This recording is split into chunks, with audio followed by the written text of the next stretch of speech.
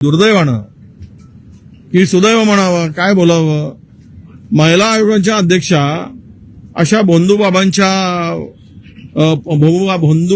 पाय धरून पाय चेपून पाय धुताना आम्हाला सगळे दिसत आहेत. म्हणजे या महिलांना काय न्याय देऊ शकतील?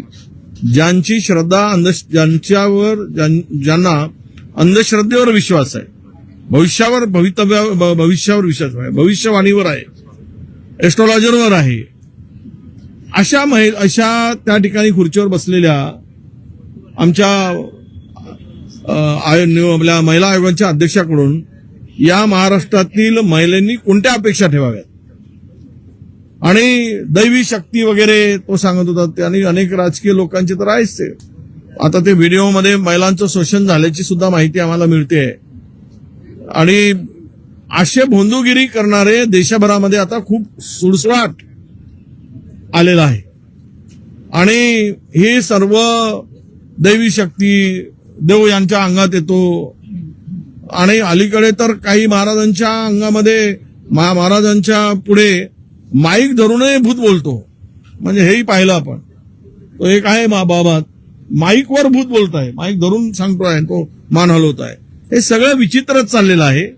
हे म्हणजे अख्खा देश अंधश्रद्धेत बुडाला आहे. त्यामुळे या भोंदूगिरी यांची पावत आहे.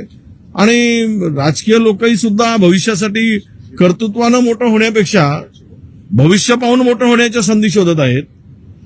त्यामुळे महाराष्ट्राची प्रगती होईल की अधोगती होईल हा खरा विषय येतो. त्यामुळे मला तरी असं वाटतं याकडून सगळ्या परिस्थिती की महिला आयोगाच्या अध्यक्षांनी तिकडे त्या कॅप्टन खरातचे पायदूतांचा व्हिडिओ समोर आला आहे.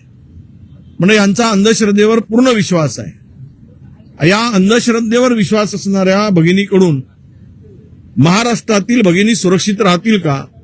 त्यांना न्याय मिळेल का? त्यामुळे त्या पदावर राहण्याचा नैतिक अधिकार त्यांनी गमावलेला आहे.